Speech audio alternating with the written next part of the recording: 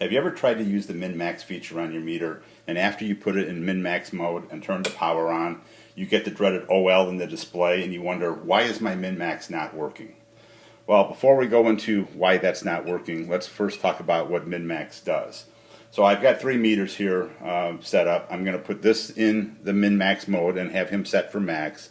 I'll put this guy in min-max and have him set for min. Now both of these 2 meters are recording the minimum and maximum voltage being read. I'm going to leave this guy just normal so you can see what the voltage is. So as I take my voltage up to 54 volts here, this guy has now recorded 54 volts as my new maximum. If I take this back down to 40, the maximum number will be locked at 54. My minimum right now is still at 39. If I go below that 39 volts, now I'm at 27. This has recorded my minimum value.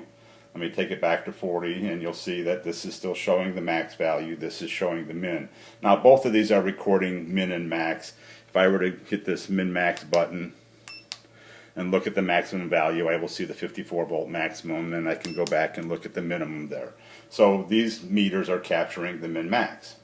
So the reason you saw OL in the display is when you hit a min max button, the meter locks the range in. You can see that right now it's in auto ranging mode and in the 60 volt range, and as soon as I hit the min max button, it switches into manual mode and stays in that 60 volt range.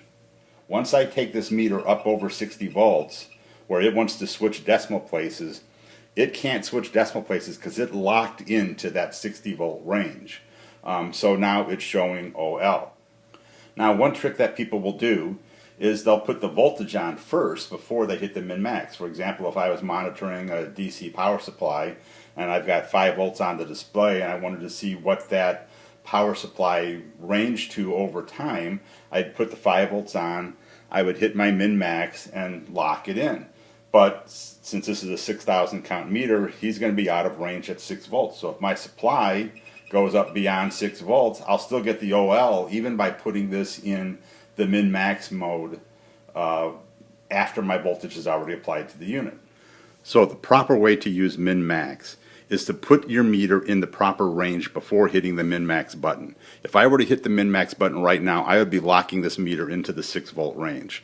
If I use my range button and put this manually into the proper range, now I'm at 60 volts so I can display any voltage up to 60. Now I'm in the 600 volt range so I can display any voltage up to 600.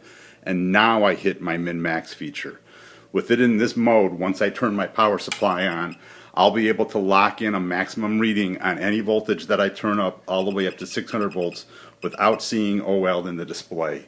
That's the proper way to use the min-max button on your multimeter.